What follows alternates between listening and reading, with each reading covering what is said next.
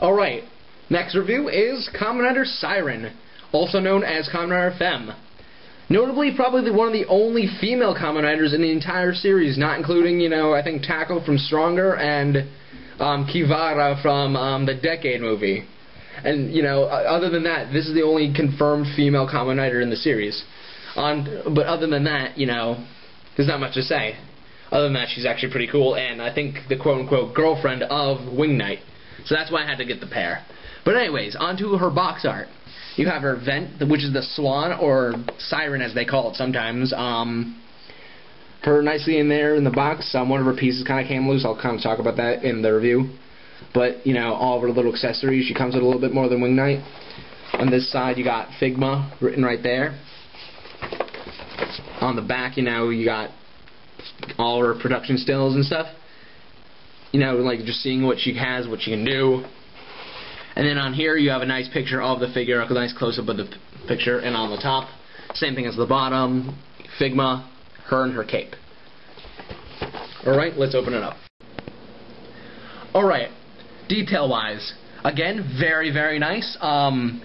You can see, definitely a definitely a big change from, what Wing Knight is. Because obviously, she's a woman. She has a lot of different features. Some more noticeable than others, if you catch my drift, right?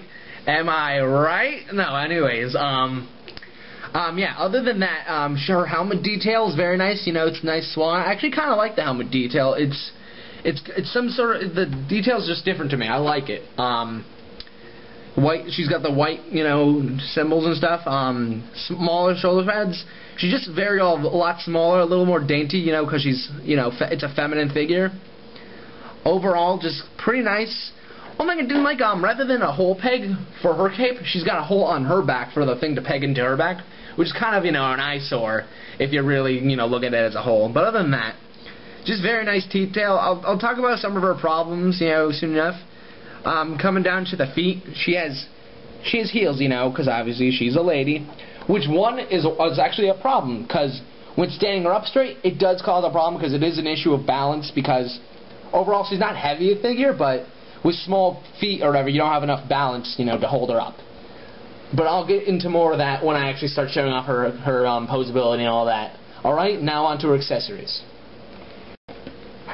Alright, as for her cape detail, it's not as good as Wing Knight's. It's not a big cape. She has a smaller cape. The little wiring, you can actually see that. You can probably see that in the video too, but you can see that. And like I said, it's kind of an eyesore, There's no peg right there. It pegs into her rather than it pegs onto her back, which I just don't like. It's nice. The material's nice. It's I think it's like almost like a silk or something like that. It's a lot nicer feeling material, but like overall, not the greatest cape. It doesn't fit back into its original packaging as well, so you kind of have to work it in that way. Her hands, I actually do like her hands.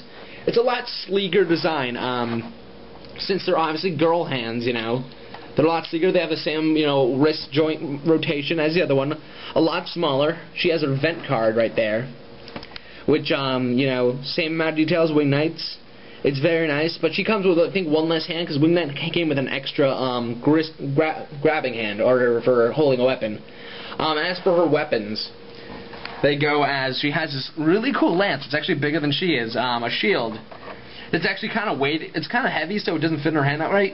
Her rapier right here, and then I think this is like an attachment, so you can detach this and then put it in her little gun holster. Wing Knight had the same sort of thing. Alright, now I'm going to show you her with some of her accessories and some of her posability. Alright, now overall, now for her posability. She has, the head rotation right here.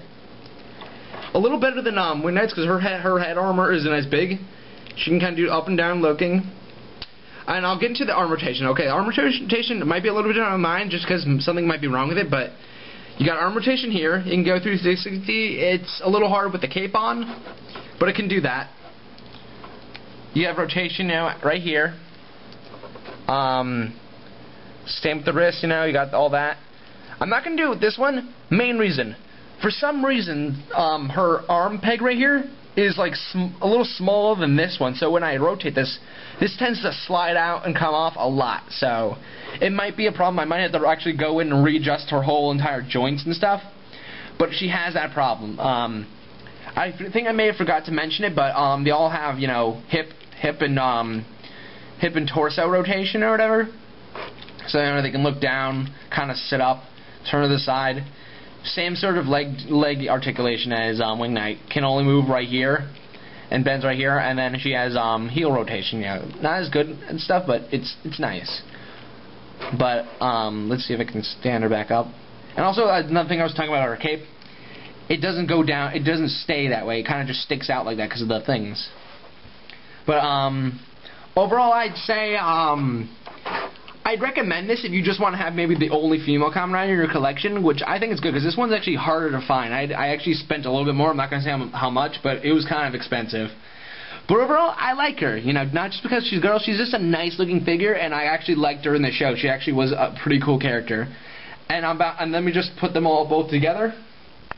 Overall, these two figures, personally, I recommend getting them in this set. I'm not sure if they're going to make an SH of Siren, but if they did, I'm definitely going to get it to put it with my SH of Wing Knight. But overall, I'd say, if you can't afford the SH, do get the Figmas if you can find them at a good price. At least these two. I'm not a big fan of the other ones.